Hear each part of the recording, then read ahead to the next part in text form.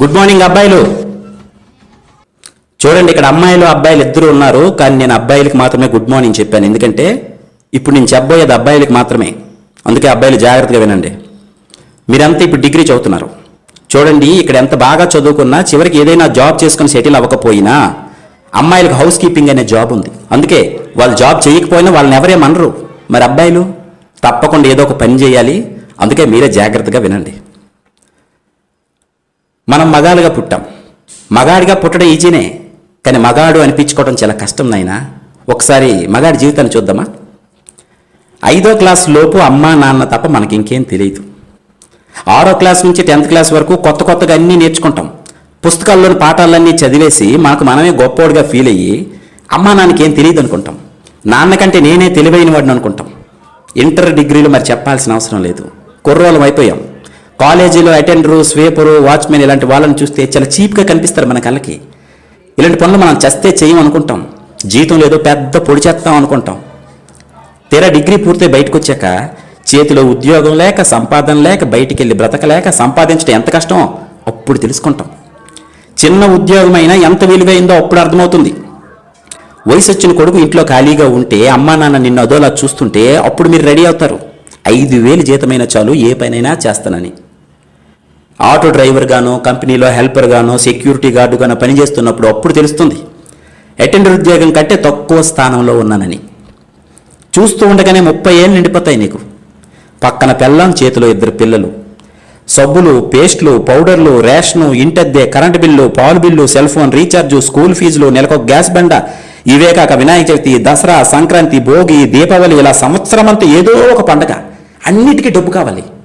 ఒక్కసారి వెనక్కి తిరిగి చూస్తే బాధ్యతల అగాధంలో పడిపోయి ఉంటావు. వచ్చిన శాలరీ సరిపోదు, ఎక్కడ చూసినా అప్పులే. సడన్గా పిల్లలకు బాగాలేకపోతే వణికిపోతావు. చేతిలో 500 కూడా ఉండదు. జీతం రాగానే ఇస్తాను, 500 ఫోన్పే చేయరా అని క్లాస్మేట్ ఫ్రెండ్కి ఫోన్ చేస్తావు. డబ్బు సంపాదించడం ఎంత కష్టమో తెలుసుకుంటావు. ఇప్పుడు కాలేజీ రోజుల్లో అన్నీ నీకే తెలిసని ఎగిరిపడే నీకు 30 ఏళ్ళు నిండితే గానీ అసలు జీవితం అర్థం కాదు. అంతలోనే నీ పేరెంట్స్ ఈ లోకం విడిచిపోతారు. అప్పుడు తెలుస్తుంది నీకు జీవితం అస్సలు విలువ. కూలి పని చేసైనా నీ తండ్రి నిన్ను ఎలా పెంచాడో గుర్తు చేసుకుంటావు. ఊరంతా బలాదు తిరిగొచ్చిన అమ్మ ఎలా భోజనం పెట్టేదో గుర్తొస్తుంది నీకు. అప్పుడు ఏడుస్తావు బయ్యో. తొక్కలో లవ్ అని అమ్మాయి వెంట తిరిగి అది మోసం చేస్తే ఏడ్చావు చూడు, అసలు అది ఏడుపే కాదు. అమ్మా నాన్న పోయాక ఇప్పుడు వస్తుంది చూడు, ఇది అసలు ఏడుపు. తెల్లారితే ఈఎంఐ కట్టాలి, అప్పులు వాళ్ళు ఫోన్ చేస్తుంటారు, సమాధానం చెప్పలేక ఫోన్ స్విచ్ ఆఫ్ చేసుకొని పడుకుంటావు. కానీ నిద్ర పట్టదు, ఇంట్లో కూరగాయలు ఉండవు.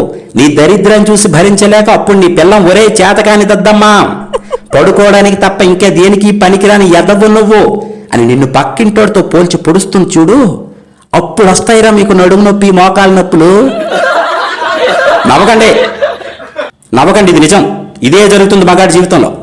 ఇప్పుడు అనిపిస్తుందిరా నీకు, చీ దీనమ్మ జీవితం, అసలు మగాడిగా ఎందుకు పుట్టానురా అని. పెళ్ళం మీద కోపంతో ఫ్రెండ్స్తో కలిసి మందు తాగడం తప్ప ఇంకేం పీకలేవు నువ్వు. నీ కష్టాలన్నీ సిట్టింగ్లోనే ఫ్రెండ్స్తో షేర్ చేసుకుంటావు. అప్పుడు నిన్ను ఆదుకుంది 10ో 12 సహాయం చేసేది క్లాస్మేట్సే. అందుకే క్లాస్మేట్స్ ప్రతి మగాడికి చాలా అవసరమైనప్పుడు ఆదుకుంది వాళ్ళే.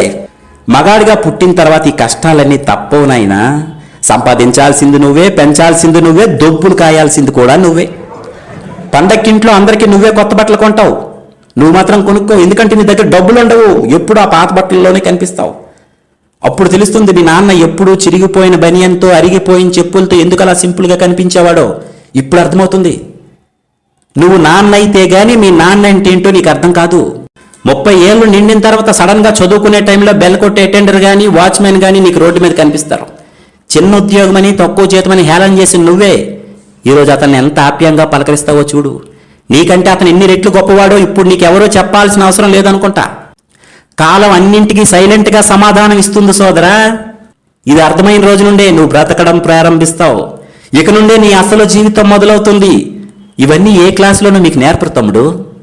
ఇక నుండైన వయసులో పెద్దవాళ్ళైన మీ నాన్నని, అటెండర్ని, వాచ్మెన్ని తక్కువగా చూడటం మానేయండి. గౌరవించడం నేర్చుకోండి. God bless you all.